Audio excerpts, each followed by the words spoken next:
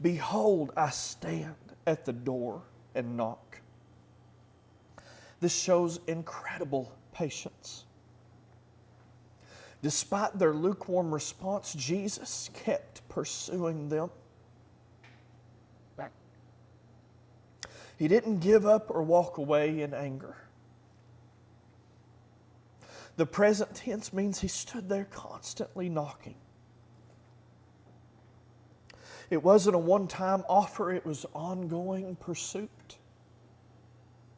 His persistence glorifies him as the Savior who never stops seeking the lost. Many human relationships end when one person grows cold.